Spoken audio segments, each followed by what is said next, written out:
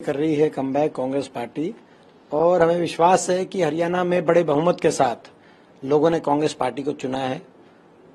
भाजपा के 10 साल के कुशासन का अंत किया है और जिस प्रकार से हमारे केंद्रीय नेतृत्व ने, राहुल जी ने जिस तरीके से मेहनत करी पूरे देश में और हरियाणा में भारत जोड़ो यात्रा के आए, उसी दिन हरियाणा में माहौल बनना लग गया था कांग्रेस पार्टी का।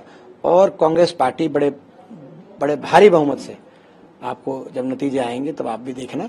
और ये जो एग्जिट पोल है, इन्होंने भी एक दिशा आपको दिखाई दी है। जब नतीजे आएंगे तो आपको पता चलेगा बड़े भारी बहुमत से कांग्रेस की सरकार बन रही है। लेकिन मुख्यमंत्री नायब सिंह सैनी में इतना कॉन्फिडेंस कहां से है? वो कह रहे हैं कि हम तो अलायंस की भी हमें जरूरत नहीं है और अगर ऐसी स्थिति आई तो हमने बात कर रखी। ये कॉन्फिडेंस बीजेपी की ट्रेनिंग से आता है। बीजेपी की इस प्रकार की ट्रेनिंग है कि कोई जो है बड़े से बड़ा कोई झूठ बोले, मगर बोले आत्मविश्वास के साथ। बीजेपी के तमाम नेता इस लाइन, नायब सिंह जी थोड़ी चिंता करें अपनी लाडवा विधानसभा की। लाडवा में भी कांग्रेस जीत रही है। और सर, आप युवा हैं और आजकल युवा नेतृत्व की मांग देश भर में होती है। क्या इस बात की संभावना है कि दीपेंद्र सिंह हुड्डा के लिए लोग मुख्यमंत्री चेहरे के तौर पर देखिए, ये हमारी प्रक्रिया रहती है। कांग्रेस पार्टी की एक अपनी प्रणाली प्रक्रिया है, दशकों से जो चली आ रही है, उसी के अनुसार कांग्रेस का शीर्ष नेतृत्व जो फैसले लेता है। तो ये पहले हमारा जो लक्ष्य था, वो लक्ष्य कोई पद नहीं था किसी का।